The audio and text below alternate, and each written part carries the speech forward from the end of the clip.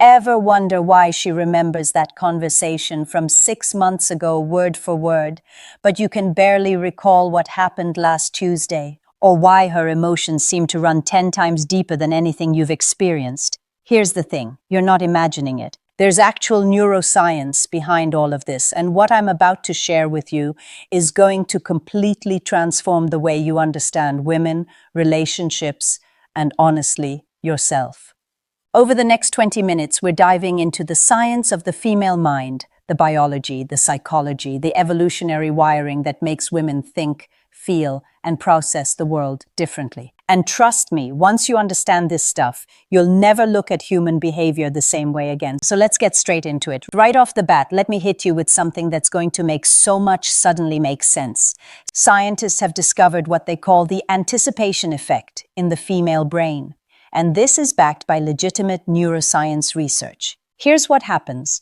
A woman's brain releases more dopamine, that's the pleasure chemical, during the anticipation of something than when she actually receives it.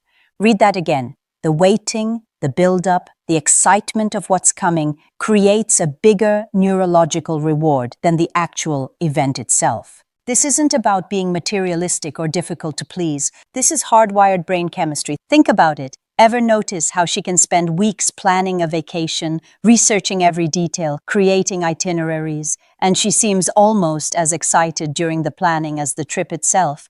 That's her brain flooding with dopamine during the anticipation phase. Or in relationships, those early stages when you're texting back and forth, wondering when you'll see each other next, building up to that date. For women, that anticipation creates powerful neurological rewards. It's why mystery matters. It's why predictability can feel like something's missing. Once everything becomes routine, that dopamine hit from anticipation disappears. Understanding this changes everything about how you approach relationships, surprises, even conversations. Keep that element of anticipation alive, and you're working with her brain chemistry, not against it. Now, here's something that explains a lot of what you see in modern culture. Women are particularly susceptible to what psychologists call the illusory truth effect. And before anyone gets defensive, this isn't about intelligence. This is about evolution. Here's how it works. When information gets repeated enough times, even if it's completely false, the brain starts accepting it as truth. The repetition creates familiarity, and the brain interprets that familiarity as validity. From an evolutionary standpoint, this made perfect sense. If everyone in your community kept saying, "Avoid that area of the forest," the person who internalized that repeated warning had better survival odds. Pattern recognition through repetition was a survival mechanism. But in today's world, this means repeated messages. Whether it's beauty standards from social media, cultural narratives, marketing campaigns, or even negative self-talk, can become deeply embedded as truth, even when they're objectively wrong. This is exactly why representation matters, why the stories we consume, the images we see repeatedly, literally reshape internal reality. If a woman hears over and over, "You're not good enough, you're too emotional, you need to look a certain way," those messages become internalized truth. But here's the powerful part. This works positively too. Surround yourself with messages of capability, worth, and empowerment, and those become your truth instead. The brain physically changes based on repeated input. And listen, if you're finding this absolutely fascinating and want to keep exploring the science of human behavior with me, do yourself a favor. Hit that subscribe button right now. What's coming next is going to completely shift your perspective. Plus, subscribing tells YouTube to share this with more people who need to hear it. So go ahead, hit subscribe, and let's keep going. Let's talk about empathy, because this is where female psychology becomes almost superhuman. Women have significantly more active mirror neurons than men. If you're not familiar with mirror neurons, they're these specialized brain cells that fire both when you perform an action and when you watch someone else do it. They're the biological foundation of empathy. For women, these mirror neurons are on overdrive. This means when you're experiencing an emotion, stress, joy, anxiety, whatever it is, her brain is literally mirroring that emotion internally. She's not just intellectually understanding you're stressed. Her nervous system is creating an internal simulation of your stress. Picture this. You're telling her about a rough day at work. As you describe it, her heart rate might actually increase. Her stress hormones might elevate. Her facial expressions mirror yours. She's not performing sympathy. Her brain is neurologically experiencing a version of what you're going through. This is beautiful in so many ways. It creates deep connection, incredible friendship, powerful relationships. But here's what nobody talks about. It's exhausting. If you're neurologically experiencing everyone else's emotions on top of your own, you're essentially living multiple emotional lives simultaneously. This is why toxic environments drain women so intensely. They're not just observing the negativity, they're neurologically absorbing it through these mirror neurons. It becomes part of their own emotional experience. This also explains why many women need alone time after social situations. It's not about you. Their brain needs to separate their own emotions from all the emotions they've been mirroring, like a reset button. Understanding this creates massive compassion in relationships and helps explain behaviors that might otherwise seem confusing. Here's something that explains a ton of behavior you've probably witnessed: psychological reactance. Tell a woman she can't do something, that it's forbidden, that it's off limits, and watch what happens. Almost immediately, that thing becomes 10 times more desirable. The restriction itself creates attraction. Now, this isn't about being difficult or rebellious. Psychological reactance is a deep response to perceived threats against personal freedom. And here's the crucial part most people miss. Women have been historically told no in countless ways throughout history. No, you can't do that. No, that's not appropriate. No, that's not your place. So this reactance response is actually amplified because there's this historical backdrop of restriction. It's not just about the current no, it's about all the no's that came before. It's a defense mechanism protecting autonomy. This shows up everywhere. In relationships, the moment a partner tries to control, you can't go out with those friends, you shouldn't wear that. There's this powerful internal pushback. Even if she might have voluntarily chosen differently, the imposition triggers reactance. In careers, tell a woman she's not cut out for a certain field and watch her become determined to prove that wrong. Understanding this completely transforms communication. Instead of restricting or forbidding, try inviting, suggesting, discussing. The psychological response is entirely different. When autonomy is respected, people are far more open to collaboration. Let's address something that frustrates a lot of people in relationships: memory.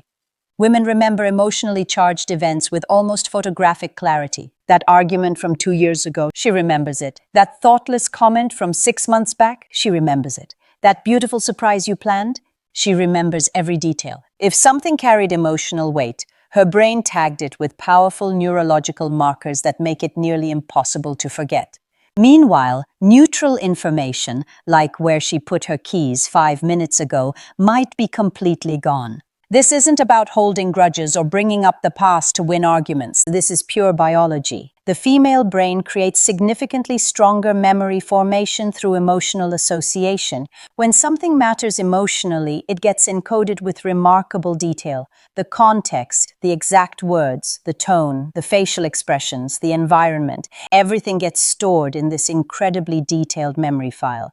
From an evolutionary perspective, this was crucial for survival. Ancestral women needed to remember social dynamics, emotional patterns, relationship histories. This person got angry when I did this. This situation led to danger. This person is trustworthy. That detailed emotional memory helped navigate complex social structures and avoid threats. In modern relationships, this can create friction. A man might genuinely not remember an argument from last year because for him it didn't carry strong emotional weight. But for a woman, if that argument was emotionally significant, it's stored in vivid detail. Understanding the biology behind this creates compassion on both sides. Men can understand that referencing past events isn't about punishment, it's accessible memory. Women can understand that when men don't remember, it's not because they don't care. Their memory encoding works differently. Practical application: if you want to create positive, lasting memories with a woman, make moments emotionally meaningful. Put genuine thought and emotion into them. They'll be remembered forever. And if you mess up and create a negative emotional memory, address it genuinely. Apologize sincerely. create emotional resolution. That gets encoded too. Before we keep going, quick question. Are you getting value from this? Is this opening your eyes to things you never understood before? If so, smash that like button right now. It takes half a second and tells YouTube this content matters. Plus, drop a comment and let me know which fact has surprised you most so far. I read every comment and your engagement helps this reach more people who need to hear it. All right, let's keep rolling. Let's bust a massive myth that society keeps perpetuating: multitasking. Women are constantly told they can juggle everything simultaneously: home, career, relationships, social obligations, personal development, all at once, all the time. Here's the scientific truth nobody wants to admit. True multitasking is neurologically impossible for everyone. Men, women, everyone. The human brain cannot genuinely perform multiple complex activities simultaneously with full cognitive engagement. What we call multitasking is actually rapid task switching. What women are excellent at is this rapid task switching. Their brains can shift between different activities more quickly and smoothly than average. They can toggle between cooking dinner, helping with homework, responding to emails, and planning tomorrow with less friction in the transitions. But here's what's crucial. Task switching still reduces efficiency and increases mental fatigue for everyone. Every single time the brain switches tasks, there's a cognitive cost. Attention has to disengage, shift, and re-engage. That takes mental energy. If you're switching constantly throughout the day, that cognitive cost accumulates into serious mental fatigue. The cultural expectation that women should do everything at once perfectly is not just unrealistic. It's neurologically ignorant. It sets women up for burnout. Understanding this scientific reality helps set better boundaries. It helps say, I can't do all of this at once and do it well. It helps prioritize, and it helps everyone around them respect those boundaries. Women aren't superhuman. They're human with human brains that have limits. Honoring those limits isn't weakness, it's wisdom. Here's a fascinating pattern that once you see it, you'll notice everywhere. Women tend to judge others by their actions while judging themselves by their intentions. Let me break this down with an example. Imagine a woman forgets to call her friend back. In her own mind, she judges herself based on intention. I meant to call. I wanted to. I was just busy. I care about her. The intention is what matters. But if her friend forgets to call her back, she's more likely to judge based on the action. She didn't call. She didn't make time. She doesn't prioritize our friendship. The observable behavior is the focus. This creates what psychologists call the empathy gap, this disconnect between how we evaluate ourselves versus others. Sometimes women extend enormous grace to themselves while being harsh on others. Sometimes they're brutally critical of themselves while extending unlimited forgiveness to others. Either way, there's often this inconsistency, depending on who's being evaluated. And most of the time, this is happening completely unconsciously. Becoming aware of this pattern is genuinely transformative. It allows you to catch yourself and ask, am I judging this person by their actions while giving myself a pass based on my intentions? Would I extend to myself the same grace I'm giving them? Would I hold them to the same standard I hold myself? Aligning that internal judgment system creates more authentic relationships, better self-compassion, and fairer assessment of others. It's about consistency, treating yourself and others with the same lens of understanding. Women are significantly more likely to comply with large requests if you start with something small first. This is the classic foot-in-the-door technique. And it works particularly well with women because of deep social conditioning around helpfulness and maintaining relational harmony. Here's exactly how it plays out. Someone asks for a small favor, something minor, easy to say yes to. Could you watch my stuff for a second? Could you sign this? Could you answer one quick question? She agrees because it's no big deal. But that small yes creates psychological consistency. She's now established herself as someone who helps this person. When the bigger request comes, something much more demanding or time-consuming, there's internal pressure to stay consistent with that helpful identity. I said yes before, so I should say yes now, or else I'm inconsistent. Now, understanding social psychology isn't inherently manipulative, But it becomes important to recognize this pattern in yourself and feel genuinely empowered to say no. Even after saying yes to something small, you are allowed to say no to something big. You are allowed to change your mind. You are not obligated to maintain consistency if it violates your boundaries, your time, or your well-being. That small yes was about that small request. It does not create obligation for all future requests. Understanding this breaks the psychological consistency trap and allows for authentic choice rather than pressured compliance. Eye contact is absolutely fascinating in female psychology. The right amount and right kind of eye contact creates powerful feelings of connection, trust, and intimacy. Eye contact triggers oxytocin release, the bonding hormone. It signals attention, respect, genuine interest. For women, who are generally much more attuned to nonverbal communication than men, eye contact carries enormous weight. Good eye contact makes a woman feel seen, valued, understood, connected. It creates intimacy faster than words. But here's the complicated part. Too much eye contact or the wrong kind triggers threat responses. Prolonged, intense, unbroken eye contact can feel aggressive, invasive, dominating, even predatory. Women are incredibly sensitive to these distinctions. They can feel the difference between eye contact that says, "I see you and value you," versus eye contact that says, "I'm trying to dominate this interaction," or "I'm invading your space." This sensitivity is part of women's enhanced ability to read social cues and assess safety. Throughout evolution, being able to quickly assess whether someone was safe or threatening was literally life or death. Eye contact was a primary cue for that assessment. So context matters enormously. The same level of eye contact that feels intimate in a one-on-one conversation with someone you trust can feel threatening with a stranger on public transportation. Understanding this helps in all interactions. Maintain good eye contact that shows presence and respect, but be aware of context and her comfort level. Be willing to break eye contact naturally. It shouldn't feel like a staring contest. It should feel like genuine connection. All right, we're past the halfway point, and if you're still with me, that tells me you're serious about understanding human psychology. If you haven't already, please hit that like button and subscribe. The next videos in this series go even deeper into topics you won't find explained anywhere else.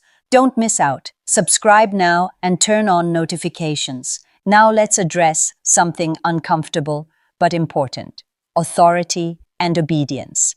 Research has consistently shown that women are statistically more likely to comply with authority figures, even when they internally disagree. Before anyone gets defensive, this is not about weakness or lacking independent thought. This is about socialization. From early childhood, many women are conditioned to be agreeable, to not make waves, to respect authority, to be polite, to be good girls. This conditioning runs incredibly deep, reinforced by parents, teachers, media, culture, everywhere. This creates internal conflict when women disagree with someone in authority, whether that's a boss, a doctor, a parent, a partner, a religious leader. There's internalized pressure to comply, even when every fiber of their being says this doesn't feel right.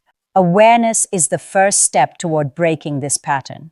Women can learn to distinguish between healthy respect and unhealthy compliance. They can practice asserting their own judgment, knowledge, and intuition, especially when it contradicts authority. This is crucial for personal safety. There are documented cases of women complying with dangerous requests because they were conditioned to obey rather than question. It's crucial for professional advancement, speaking up, disagreeing constructively, challenging ideas even from senior leadership. And it's crucial for authentic self-expression and living aligned with your own values rather than constantly deferring to external authority. Breaking this pattern takes conscious practice. It means noticing when you're about to comply automatically and pausing to ask, do I actually agree with this? Is this aligned with my values? Am I doing this because I genuinely think it's right or because I feel obligated to obey? Let's talk about the sunk cost fallacy, because this affects women in profound and often painful ways. Once a woman has invested time, effort, money, emotional energy into something, a relationship, a career path, a project, a friendship. There's this powerful pull to continue investing even when it's clearly not working. The sunk cost fallacy is this illogical belief that because you've already invested so much, you can't walk away now. Walking away would mean all that investment was wasted. I've already put 3 years into this relationship that makes me unhappy. I can't leave now. I've already spent thousands on this failing business. I need to invest more to make that money worthwhile. I've already committed so much emotional energy to this one-sided friendship. I can't let it go now.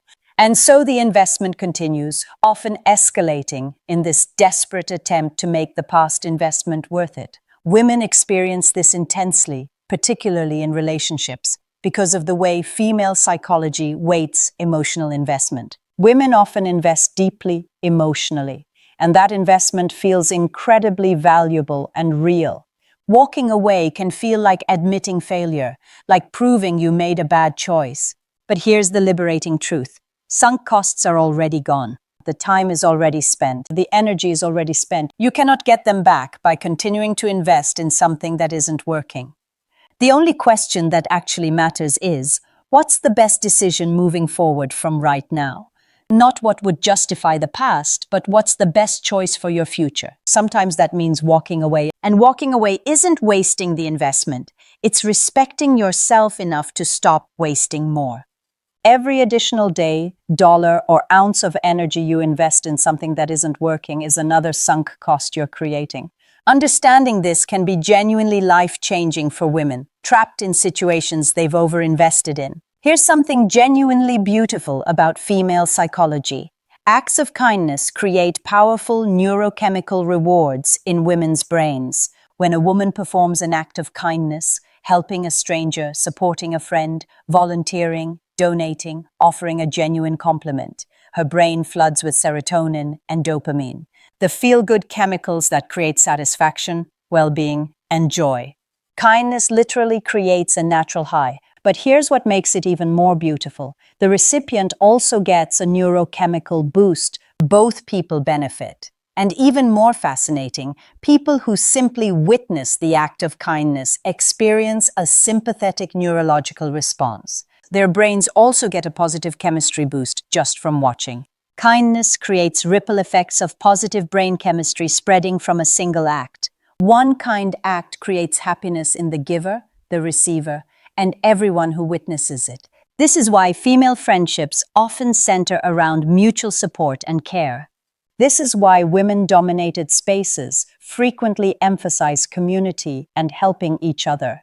It's not just cultural. It's biology reinforcing pro-social behavior. Women's brains are literally wired to feel good when they make others feel good. This has important implications. When women are prevented from helping, or when their kindness is taken advantage of, or when they're in environments that don't value kindness, they're being deprived of a significant source of natural well-being. Cultivating opportunities for genuine kindness, not people-pleasing or self-sacrifice, but authentic kindness, is actually a mental health practice for women. It's neurologically rewarding. Let's address stress because this has massive implications for work, relationships, and personal development. Under high stress or perceived threat, the female brain narrows its focus dramatically. Creative thinking diminishes. Problem solving becomes rigid, black and white, less innovative. The stress response literally constricts cognitive flexibility. The brain goes into tunnel vision mode, focused on immediate threat management, rather than big-picture thinking or creative solutions. This is evolutionary programming. When you're under threat, you focus on survival, not creativity. But in relaxed, safe environments where women feel secure and psychologically safe, that's when cognitive magic happens. The brain expands, creative connections flourish, innovative thinking explodes. Women in psychologically safe spaces consistently outperform stressed women by massive margins. We're not talking small differences.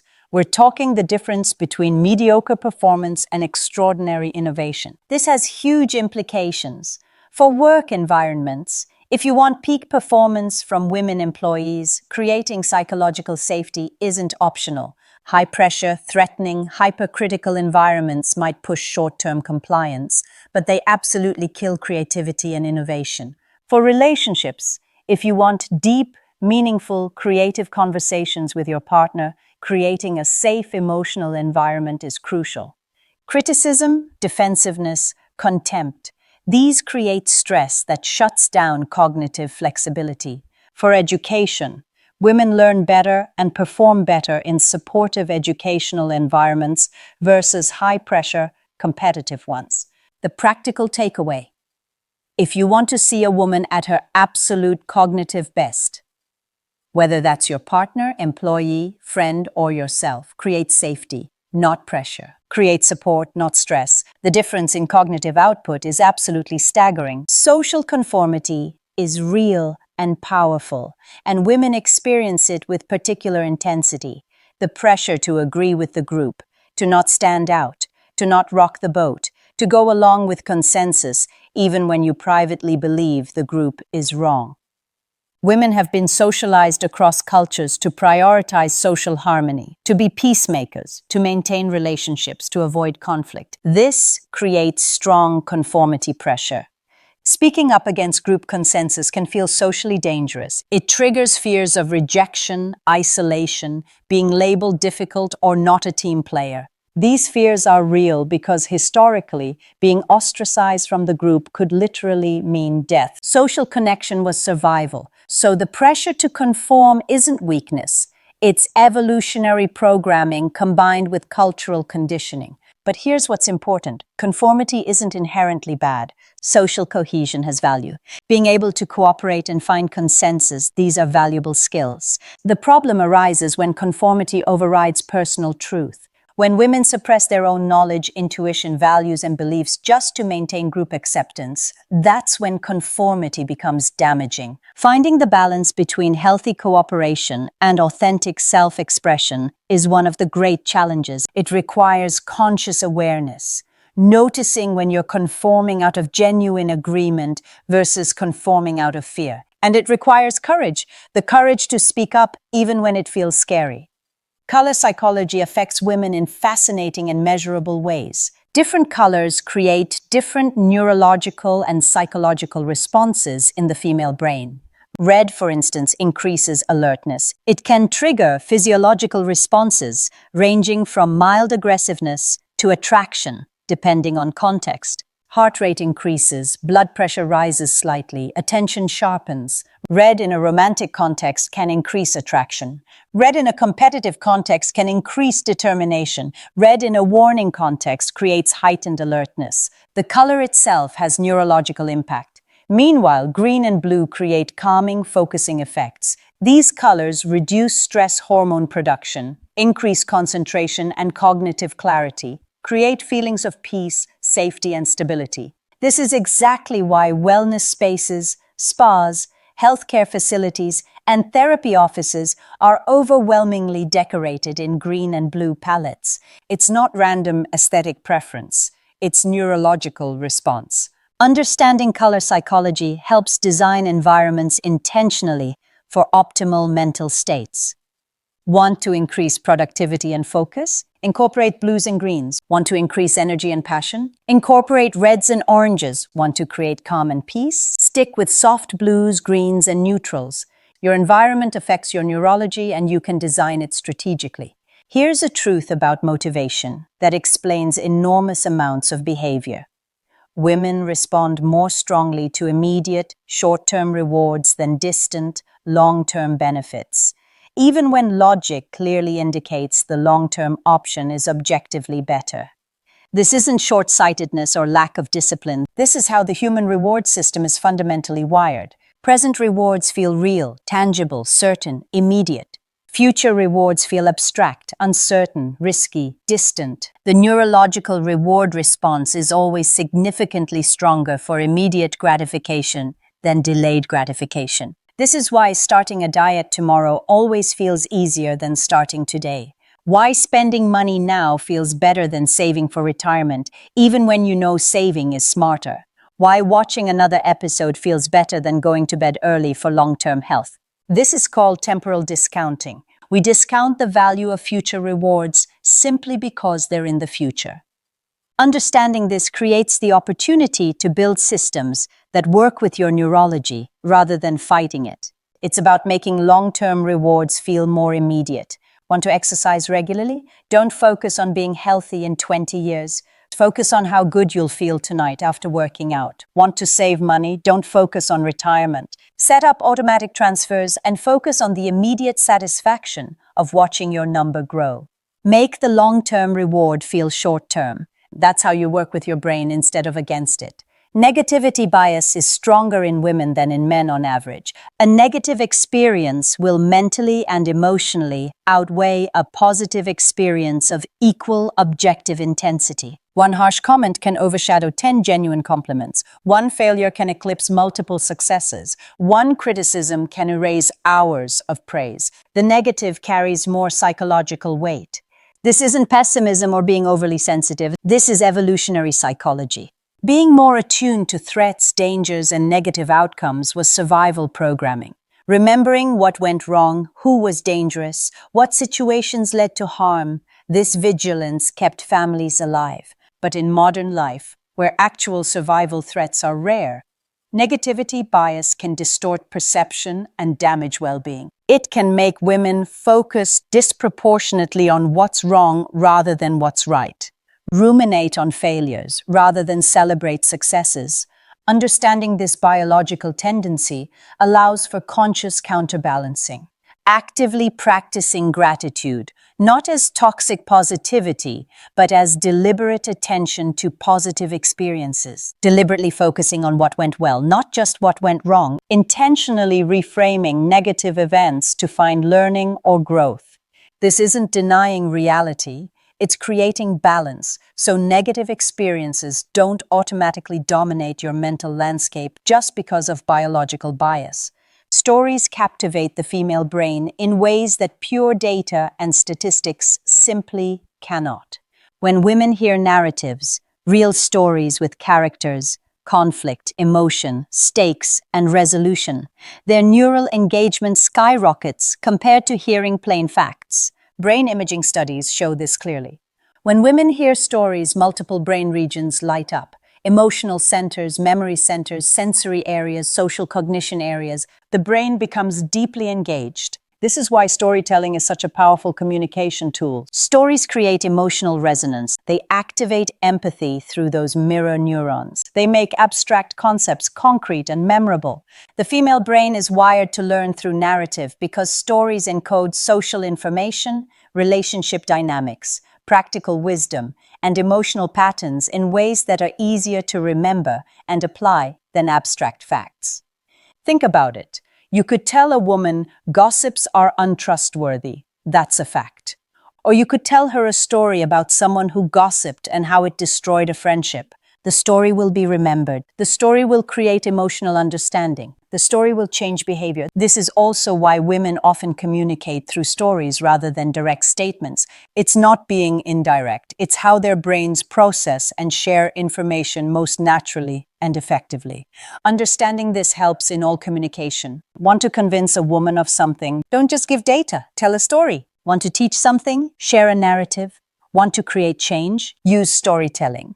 Loss aversion is a powerful force in female decision-making. Women are significantly more motivated to avoid losing something they currently have than to gain something of equal value. The psychological pain of loss is stronger than the psychological pleasure of equivalent gain. Losing $100 feels worse than gaining $100 feels good, even though objectively they're the same value. This shows up everywhere. Staying in an unhappy relationship to avoid losing the time already invested. Keeping a job you hate to avoid losing financial security. Not pursuing new opportunities because of fear of losing current stability. Not ending toxic friendships because of fear of losing the connection. Loss aversion drives countless decisions unconsciously, and it often keeps women stuck in situations that aren't serving them because the fear of losing what they have overpowers the potential of gaining something better. Understanding this tendency allows for more conscious choice. Sometimes fear of loss is genuinely protective, preventing real significant risk. But often, it's preventing growth, change, necessary endings, and the pursuit of something genuinely better. Learning to distinguish between protective and limiting loss aversion is crucial. Ask yourself, am I staying because this is genuinely good? Or am I staying because I'm afraid of losing what I've already invested? Sometimes the loss you're avoiding isn't actually a loss. Sometimes it's freedom. And here's the final insight that ties everything together, the one truth that matters more than all the neuroscience, psychology, and data combined. Women will remember how you made them feel long after they've forgotten every word you said and every action you took. Emotional resonance is the lasting imprint. The feeling becomes the memory. The emotion is what gets encoded deeply and permanently. This is why relationships are built on emotional connection rather than logical compatibility alone. You can have all the right credentials, all the right words, all the right actions, but if the emotional experience is negative, that's what lasts. This is why a single thoughtless comment can damage a relationship far more than you'd expect. It created a negative emotional experience that got permanently encoded. This is why a moment of genuine care, genuine presence, genuine emotional attunement can create loyalty and connection that lasts for years. That emotional experience becomes the foundation. So if you want to build genuine connection with the women in your life, partners, friends, daughters, colleagues, anyone, focus on the emotional experience you're creating. Not just what you're saying or doing, but how you're making them feel. That's what they'll remember. That's what matters. So there it is. A comprehensive deep dive into the psychological facts about women that literally reshape how we understand the female mind, relationships, human connection, and human nature itself. If this video opened your eyes, expanded your understanding, gave you insights you can actually use in your life, I need you to do something for me right now. Hit that subscribe button, smash that like button, turn on notifications so you never miss a video, and drop a comment telling me which psychological fact surprised you the most.